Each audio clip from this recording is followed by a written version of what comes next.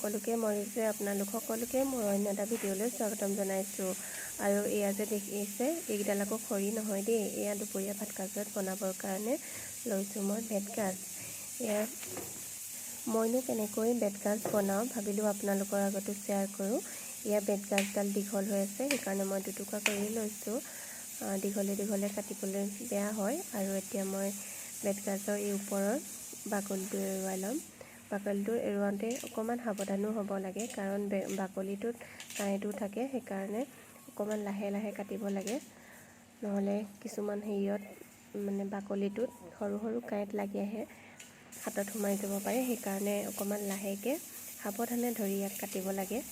আৰু বেতগাজৰ ভিতৰত থকা যোনটো কোমল অংশ, সেই অংশটোহে আমি বেতগাজ খাওঁ। বাকী এয়া বাকলি মই গুচাই আছোঁ। গোটেইকেইটালে গুচালেও চাগে অকণমানহে ওলাব, বেছি নোলায়, কাৰণ বেতগাজৰ বাকলিখিনি বহুত ওলায় আৰু ইয়াৰ মাজৰ যোনটো অংশ খোৱা অংশটো কমেই ওলায়, কাৰণ বুঢ়া হৈ যায়তো।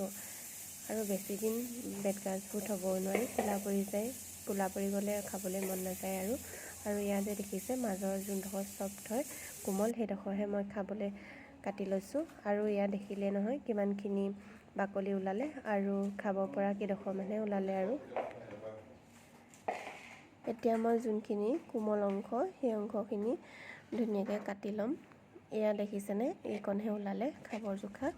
আৰু এতিয়া মই মিহি মিহিকৈ কাটি লৈছোঁ। মিহি মিহিকৈ কাটি ল'লে মানে খাবলৈ ভাল হয়। আৰু চবৰে কটা ষ্টাইলটো বেলেগ বেলেগ হয়। কিছুমানে ধৰক টুকুৰা টুকুৰকৈ কাটি খায়, কিছুমানে আকৌ দীঘলে দীঘলে টুকুৰা টুকুৰ কৰিও বনায়। মই পিছে এনেদৰেহে কাটিছোঁ, চিটি চিটিকৈ কৰিলে মানে খাই ভাল লাগে। আৰু লগত এটা আলুগুটিও এড কৰি দিছোঁ, আলুটো হ'লেও ভাল লাগে।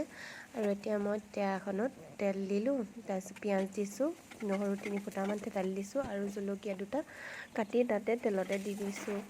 তাৰপৰা অলপ সময় পিঁয়াজটো ৰঙচুৱা হোৱালৈকে ভাজি থাকিম।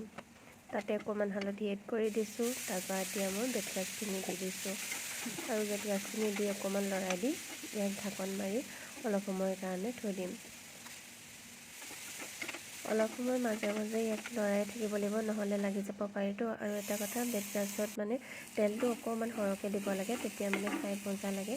তেতিয়া বেতগাজৰ পৰা তেলটো এৰ খাই যায়। বেতগাজে যেতিয়া মানে তেলটো এৰি দিয়ে, তেতিয়া মানে ভাজিকণ খায়ো বহুত ভাল লাগে। আৰু এয়া মোৰ বেতগাজ ৰেডি হৈ গ'ল। আৰু এতিয়া এয়া ভাত বাঢ়ি লৈছোঁ খাবৰ কাৰণে। আজি ভাতৰ লগত ৰঙালাও আগৰ চব্জি বনালোঁ, তাৰপৰা বেতগাজৰ ভাজি, দাইল আৰু নেমু এডোখৰ, ইমানেই। আৰু এয়া ভাতকেইটা খাই লওঁ এতিয়া। আজিলৈ আহোঁ, বাই।